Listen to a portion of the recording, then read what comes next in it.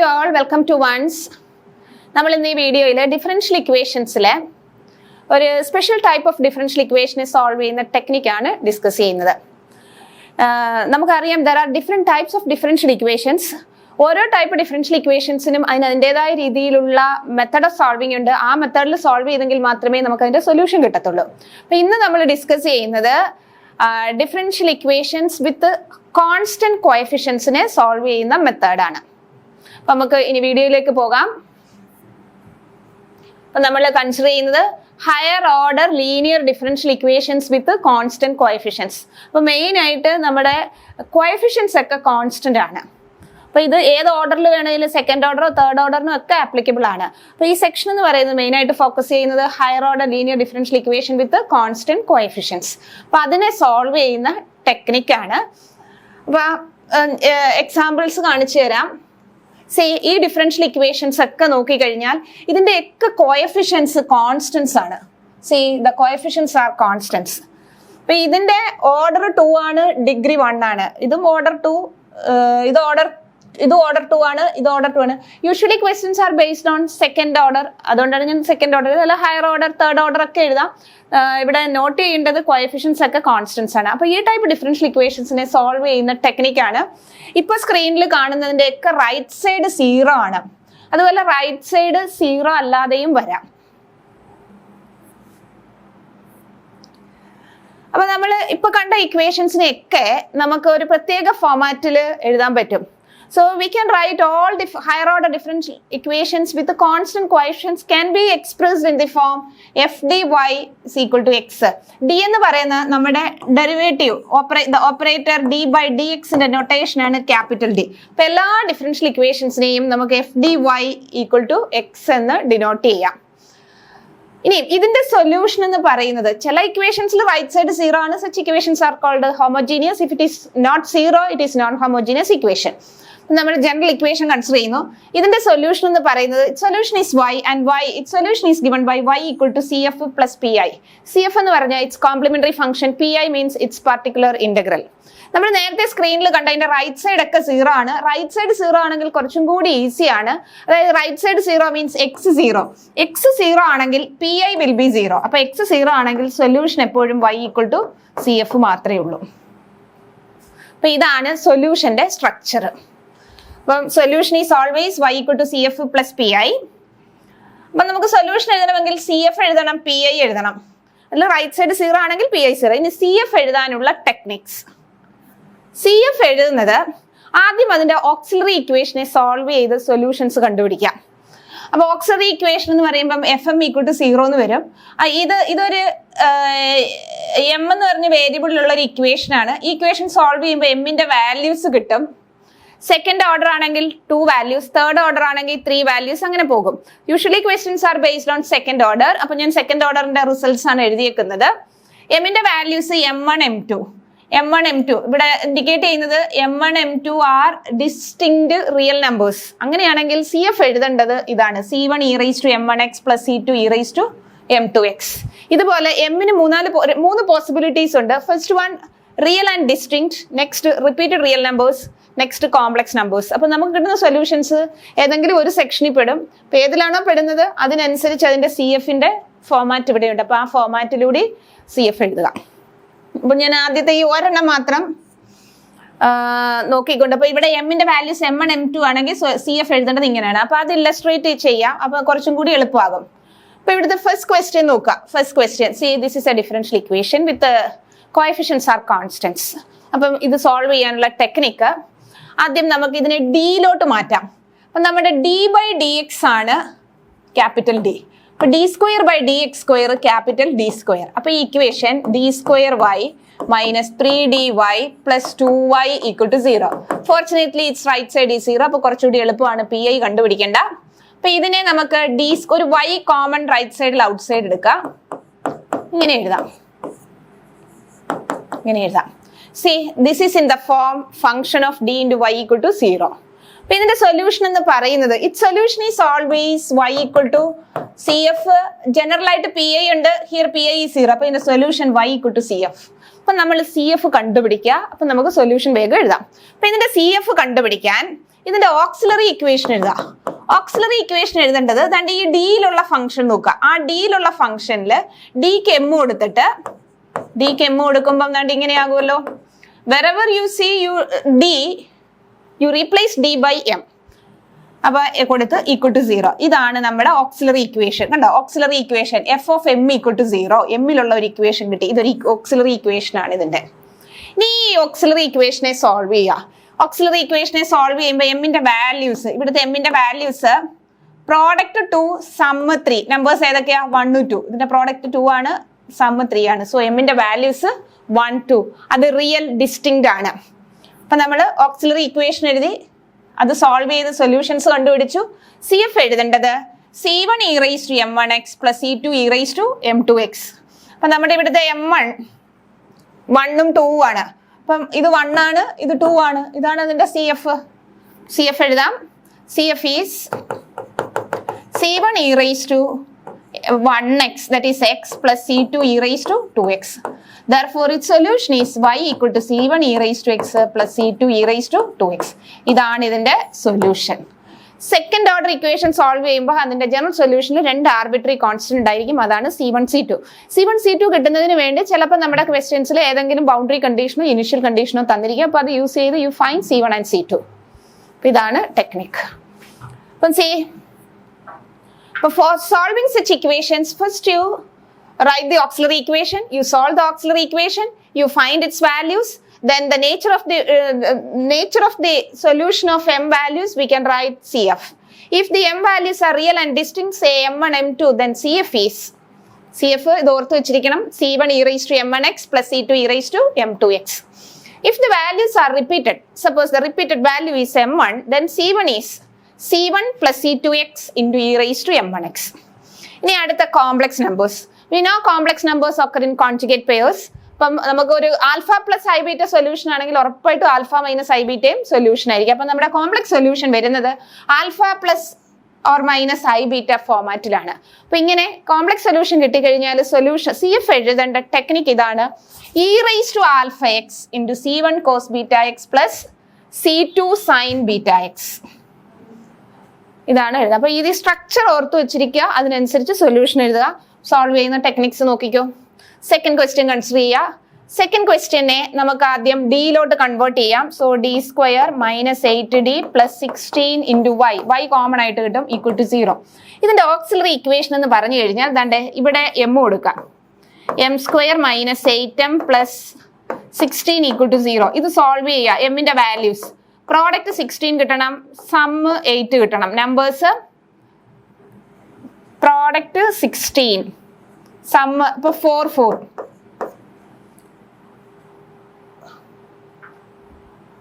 4.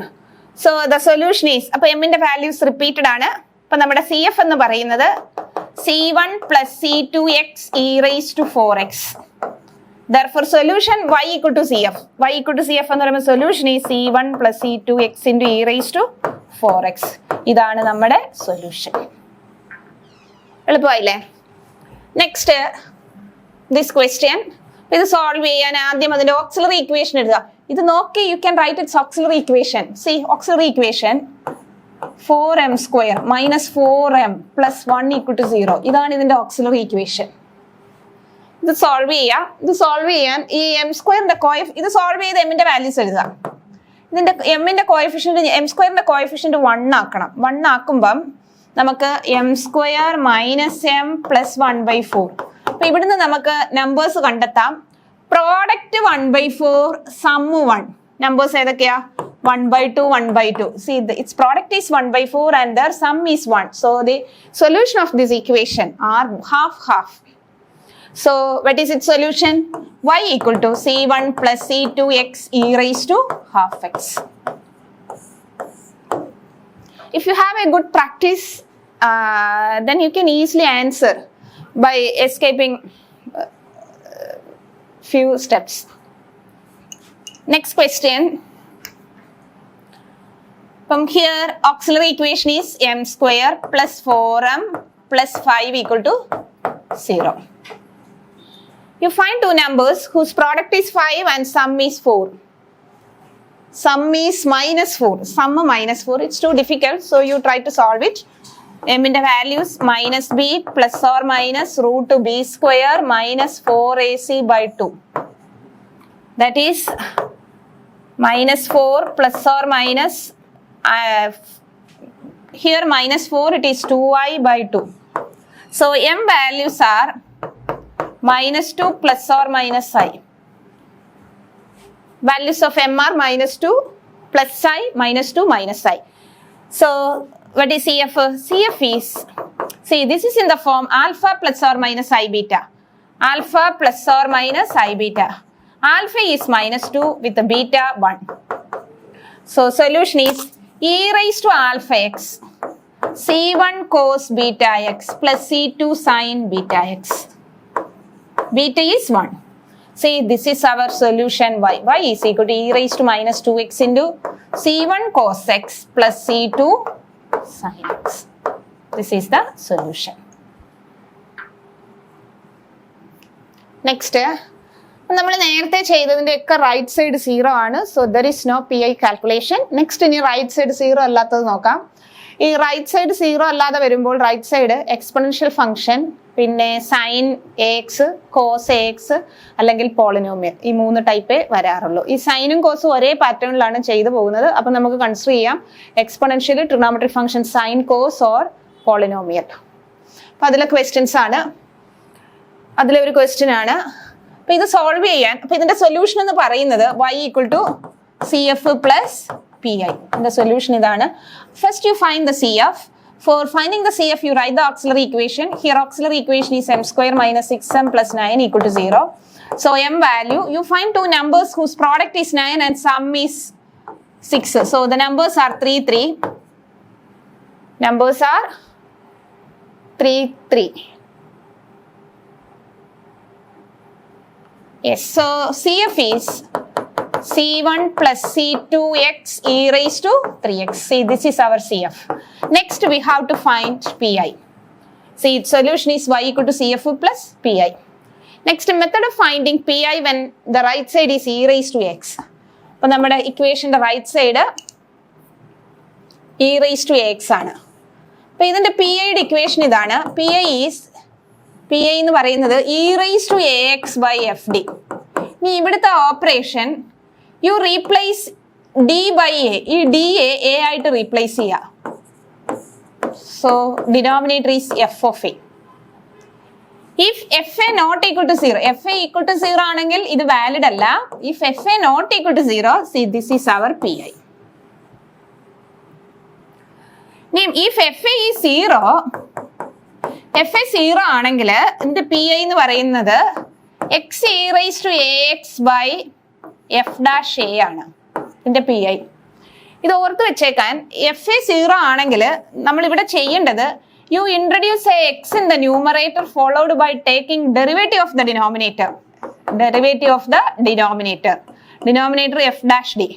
Again you replace d by a. ഇവിടെ ഡിക്ക് a ആയിട്ട് കൊടുക്കുക. That is x e raised to ax by f dash a. അങ്ങനെ result. അപ്പോൾ ഇങ്ങനെ ഓർത്തിരിക്കാം. അപ്പോൾ ഇതാണ് എക്സ്പൊണൻഷ്യൽ ഫംഗ്ഷൻ വന്നാൽ PI കണ്ടുപിടിക്കാനുള്ള ടെക്നിക്. അപ്പോൾ ഇവിടുത്തെ PI, that is PI 5 e raised to 2x divided by c d square minus 6d plus 9. PIയിൽ you just replace d by a. A എന്ന് പറയുന്ന 2 ആണ്. അപ്പോൾ 5 e raised to 2x divided by, ഇവിടെ ഇത് replace ചെയ്യുക.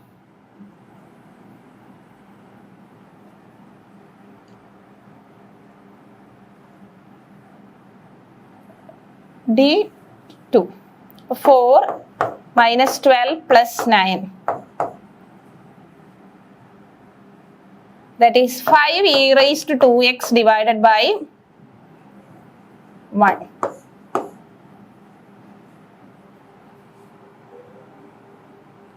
So PI is 5 e raised to 2x. So its solution is the solution y equal to c1 plus c2x into e raised to 3x plus 5 e raised to 2x. ഇതാണ് ഇതിന്റെ solution.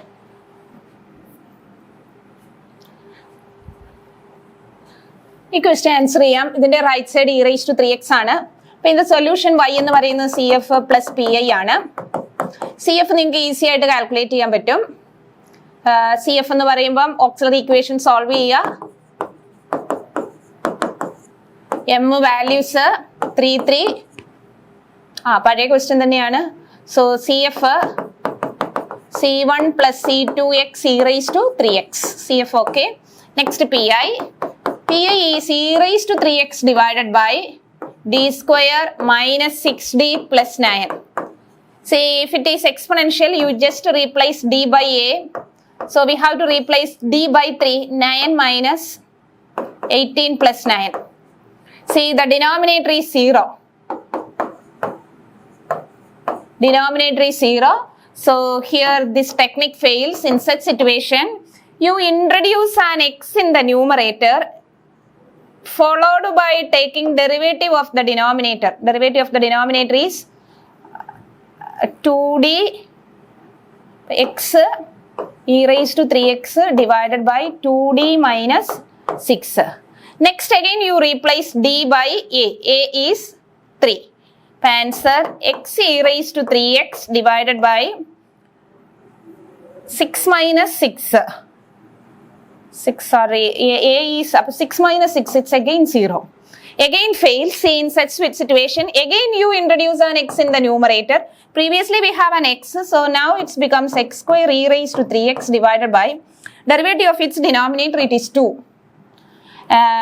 Wherever you see d, you replace d by 3. Here there is no d, so there is no replacement. So this is our PI. This is our PI.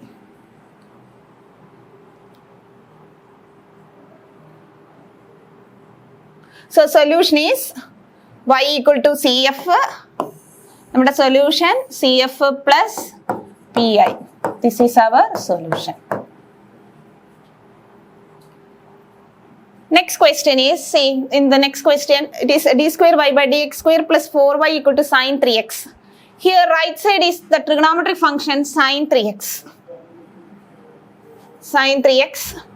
Trigonometric function vannu kazhinjal PI le replacement only for d square, you replace d square by minus a square. Idana technique. Nammal exponential function le we replace d by a. In trigonometric function, in both cases, in sin ax and cos bx, you just replace d square by minus a square. Whenever the denominator is 0, you introduce an x in the numerator followed by taking the derivative in the denominator. If it again 0, you again introduce x in the numerator and again taking the derivative of the denominator. See, you continue this procedure, you will get the PI. With the solve ചെയ്യാം. അപ്പോൾ ഇവിടെ the auxiliary equation m square plus 4 equal to 0 ആണ്. m equal to plus or minus 2y ആണ്. So CF is e raised to 0x, it is 1. C1 cos 2x plus C2 sin 2x. See, this is our PI. Sorry, CF. See, our m is in the form alpha plus or minus I beta. Alpha 0, beta 2. So CF is C1 cos 2x plus C2 sin 2x. Sin 2x. ഇതാണ് നമ്മുടെ CF. Next PI. PI is sin 2x 3x divided by d square plus 4. You replace d square by minus a square. What is the replacement? D square by minus a square. D square by minus 9. That is sin 3x by minus 9 plus 4. That is minus 5. That is sin 3x by minus 5. See, this is our PI. So our solution of this differential equation is y is equal to CF, C1 cos 2x plus C2 sin 2x, that is our CF, plus PI. PI is sin 3x by minus 5. Sin 3x by minus 5. See, this is our PI. See, this is the solution of the given differential equation. അപ്പോൾ ഇവിടെ ഇങ്ങനെ denominator 0 ആയില്ലെങ്കിൽ ഇതേ പ്രൊസീജിയറിൽ പോവുക. Next ഒരു question, ഇവിടെ PI കാണുമ്പോൾ denominator 0 ആകും. നമുക്കിത് ട്രൈ ചെയ്യാം. അപ്പോൾ ഇവിടുത്തെ auxiliary equation, see we can express this equation in this form d square plus 4 into y equal to 0. അപ്പോൾ ഇതൊക്കെ മനസ്സിൽ കീപ്പ് ചെയ്യുകയാണെങ്കിൽ ഇത് എഴുതേണ്ട ആവശ്യമില്ല. അപ്പോൾ ഇവിടുത്തെ auxiliary equation m square plus 4 equal to 0, m equal to plus or minus 2y. So CF is C1 cos 2x plus C2 sin 2x. Next we have to find the PI. Here PI is cos 2x divided by d square plus 4. ഇത് denominator 0 ആകുന്ന situation ആണ്. നമ്മൾ കഴിഞ്ഞത് non zero ആയിരുന്നു, അപ്പം വളരെ എളുപ്പത്തിൽ കിട്ടി. അപ്പം in the case of trigonometric function sine cos we the only replacement is d square by minus a square. ഇവിടെ മൈനസ് a സ്ക്വയർ മൈനസ് 4 ആണ്. അപ്പം d സ്ക്വയർ മൈനസ് 4 ആകുമ്പം it is cos 2x by 0. So this fails. അപ്പൊ ഇവിടുത്തെ ഈ type മാറ്റാൻ വേണ്ടിയിട്ട് you introduce an x in the numerator followed by taking derivative of the denominator. It is 2d. Denominator and derivative 2d ആണ്. See, in the case of cos 2x we can replace d square by minus a square. But d square ഇല്ല. രണ്ട് രീതി ചെയ്യാം. d square വരുത്താൻ വേണ്ടി ഈ x നമ്മുടെ ഈ ടൈ ബ്രേക്കിംഗ് ആയിരുന്നു സീറോയുടെ. d സ്ക്വയർ വരുത്തണമെങ്കിൽ മുകളിലും താഴെയും d കൊണ്ട് മൾട്ടിപ്ലൈ ചെയ്യാം. d സ്ക്വയർ വന്നു. We replace d square by minus 4. അപ്പം x d of cos 2x by minus 4. So this is derivative of cos 2x is minus 2 sin 2x by minus 8. So answer is x sin 2x by 4. And PI is this. Another method.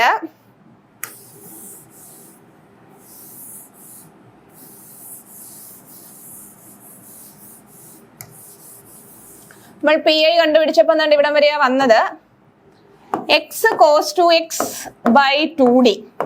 അപ്പൊ ഇവിടെ d സ്ക്വയറിന് മാത്രമേ replacement ഉള്ളൂ. അപ്പൊ d square introduce ചെയ്യാൻ be multiply and divide by d. അപ്പൊ d square വന്നു, നമ്മൾ റീപ്ലേസ് ചെയ്തു. ഇപ്പം d സ്ക്വയർ റീപ്ലേസ് ചെയ്യാതെ ഇത് നോക്കിക്കഴിഞ്ഞാൽ ഈ എക്സ് നമ്മുടെ ആ സീറോ ബ്രേക്ക് ചെയ്യാൻ വേണ്ടിയിട്ടായിരുന്നു x ബൈ 2 എടുക്കാം.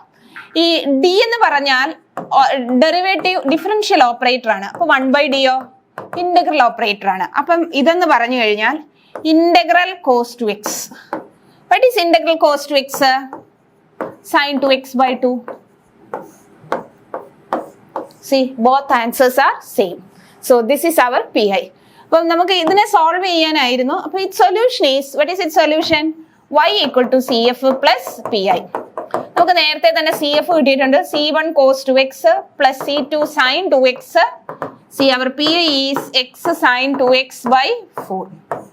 See, this is the solution of the differential equation.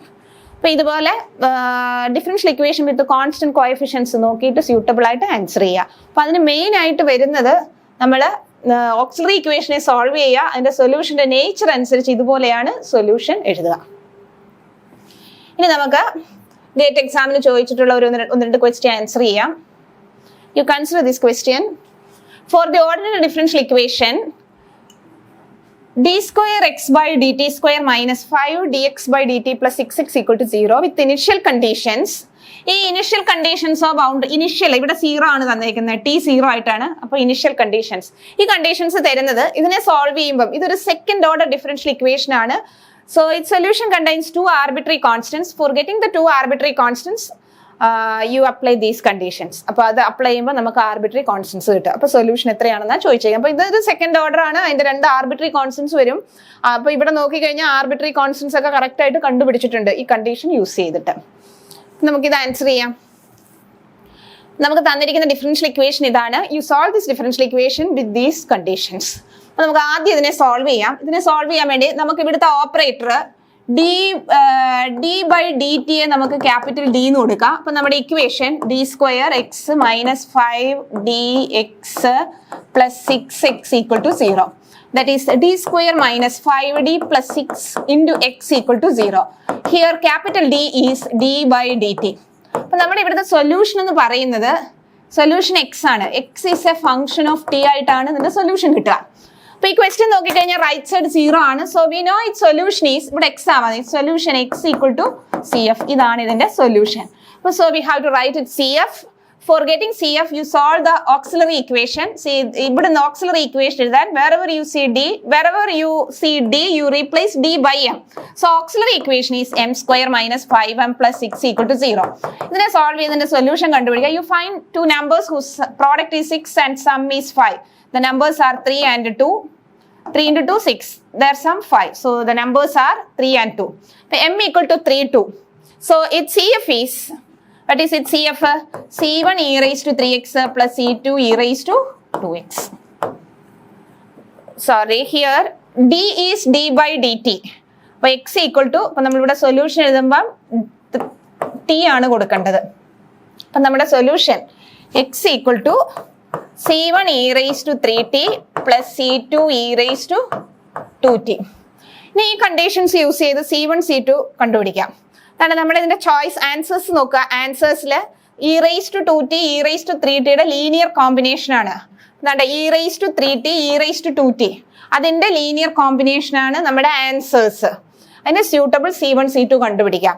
ശരിക്കും നമ്മുടെ ഈ e raised to 3t e raised to 2t എന്ന് പറയുന്നത് ഈ ഡിഫറൻഷ്യൽ ഇക്വേഷന്റെ ബേസിസ് ആണ്. അത് വെച്ച് ജനറേറ്റ് ചെയ്തതിന്റെ സൊല്യൂഷൻ കിട്ടാം. അതാണ് ഇതെല്ലാം ലീനിയർ കോമ്പിനേഷൻ ആയിട്ട് വരുന്നത്.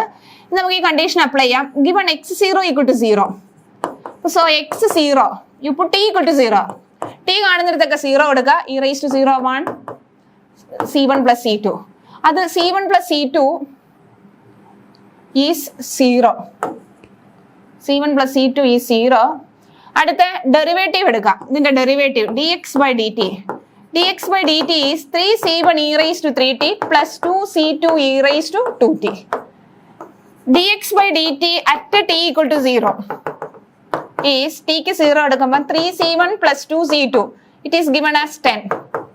Now we have two equations. You solve these two equations for getting the values of c1 and c2.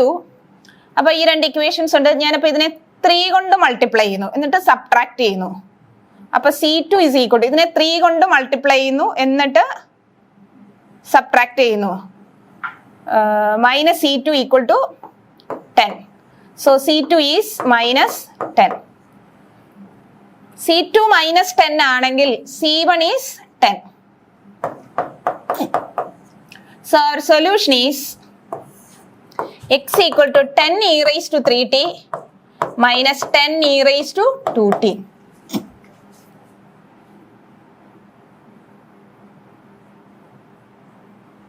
See, e raised to 3t is 10. So our answer is C. Correct choice is C. Next question. The solution of the ordinary differential equation subject to the initial conditions y equal to 1 at x equal to 0 is y is 1 at x equal to 0, that is y of 0 equal to 1 എന്നാണ് തന്നിരിക്കുന്നത്. അപ്പോൾ അതിന്റെ solution ഏതാണെന്നാണ്. അപ്പോൾ നമ്മൾ ഈ ഇക്വേഷനെ solve ചെയ്യുക. നമ്മുടെ differential equation ഇതാണ്, ഇതിനെ സോൾവ് ചെയ്യുക. അപ്പോൾ അതിനെ സോൾവ് ചെയ്യുമ്പോൾ ഇതൊരു ഫസ്റ്റ് ഓർഡർ ഡിഫറൻഷ്യൽ ഇക്വേഷൻ ആണ്. അതിന്റെ സൊല്യൂഷനിൽ ഒരു ആർബിട്രറി കോൺസ്റ്റന്റ് കാണും. ഒരു കോൺസ്റ്റന്റിന് കണ്ടുപിടിക്കാൻ ഒരു കണ്ടീഷൻ തന്നിട്ടുണ്ട്, അത് അപ്ലൈ ചെയ്യാം. ഇനി ഈ ക്വസ്റ്റ്യൻ നോക്കിക്കഴിഞ്ഞാൽ ഇതിനെ നമുക്ക് രണ്ട് മെത്തേഡിൽ ആൻസർ ചെയ്യാം. ലീനിയർ ഇക്വേഷൻ ആയിട്ട് കൺസിഡർ ചെയ്തും ആൻസർ ചെയ്യാം, നമ്മുടെ ഇപ്പോഴത്തെ മെത്തേഡിലും ആൻസർ ചെയ്യാം. ഇവിടുത്തെ കോഎഫിഷ്യൻസ് ഒക്കെ കോൺസ്റ്റൻസ് ആണ്. അപ്പോൾ ഈ മെത്തേഡിലും ആൻസർ ചെയ്യാം, രണ്ട് മെത്തേഡിൽ ആൻസർ ചെയ്യാം. അപ്പോൾ ഈ മെത്തേഡിൽ ആൻസർ ചെയ്യാം. അപ്പം നമ്മുടെ ഇവിടുത്തെ ഈ ഇക്വേഷൻ എന്ന് പറയുന്നത് d+3 into y is equal to 1. ഇതിന്റെ solution y is equal to CF plus PI ഉണ്ടാകും. റൈറ്റ് സൈഡ് നോൺ സീറോ ആണ്. അപ്പൊ CF കിട്ടാൻ വേണ്ടി auxiliary equation m+3 equal to 0. അപ്പൊ m equal to -3. So CF എന്ന് പറയുന്നത് c1 e raised to -3x c1. What is PI? PI is 1 divided by d+3. അപ്പം ഈ 1നെ നമുക്കറിയാവുന്ന എക്സ്പോണൻഷ്യൽ ട്രിഗണോമെട്രി ഫംഗ്ഷൻ ഏതിലോട്ടും കൺവേർട്ട് ചെയ്യുക, ബെറ്റർ എക്സ്പോണൻഷ്യൽ ഫംഗ്ഷനിലോട്ട് കൺസിഡർ ചെയ്യുക.